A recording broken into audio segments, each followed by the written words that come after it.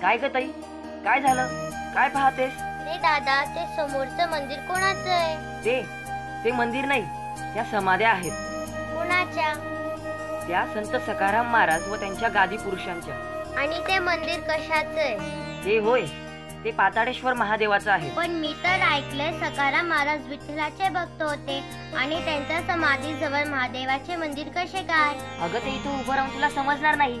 चल समाधी जवळ जाऊ. मी तुला आज सखाराम महाराजांच्या समाधीचं आध्यात्मिक व वैज्ञानिक महत्त्व समजावून सांगतो.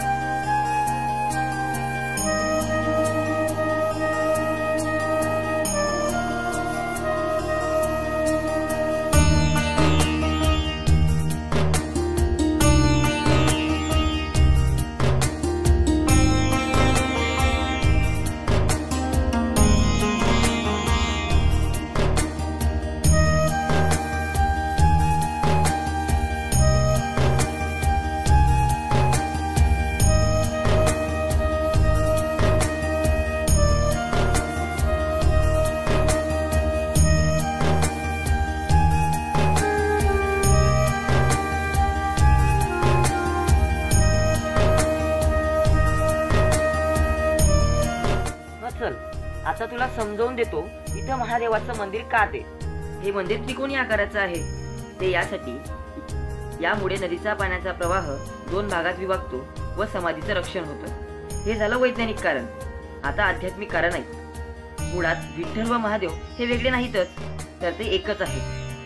आणि महत्वाची गोष्ट म्हणजे की महादेवाची पिंड स्वयंभू आहे आणि ती इथं नदीतच मिळाली, म्हणून तिची इथं स्थापना करण्यात आली. समजलं? हो, पण दादा ही पहिली समाधी कोणाची रे? ही पहिली समाधी आहे संत सखाराम महाराजांची. म्हणजे इथे सखाराम महाराज समाधी लावून बसले आहेत का? नाही, तसं नाही. संत सखाराम महाराजांचं जेव्हा वैकुंठागमन झालं ना, तेव्हा या ठिकाणी त्यांचा अग्निसंस्कार केला गेला आणि समाधी बांधण्यात आली.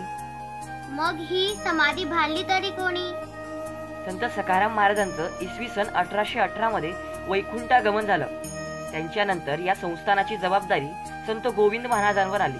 त्यांनीच ही समाधी बांधून घेतली. दादा हे काय आहे रे? हे पहा, आता मी तुला या समाधीची सगळी माहिती देतो. या समाधीचं बांधकाम तुळजापूर शैलीत आहे. या समाधीचं सर्व बांधकाम दगडात व कोरीव पद्धतीने केले आहे. समाधीच्या पायाची पाण्यामुळे झीज होऊ नये व बांधकाम पक्के राहावे यासाठी पायात डिंक, चुना, दगड, शिसे ओतून ते भरीव करण्यात आले आहे.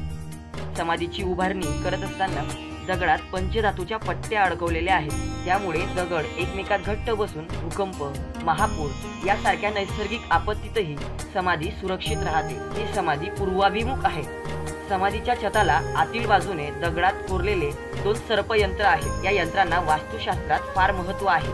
कोणतीही वाईट शक्ती, नकारात्मक ऊर्जा आत येऊ नये यासाठी या यंत्राची स्थापना केली आहे. या यंत्राचा रावण संहितेत उल्लेख सापडतो.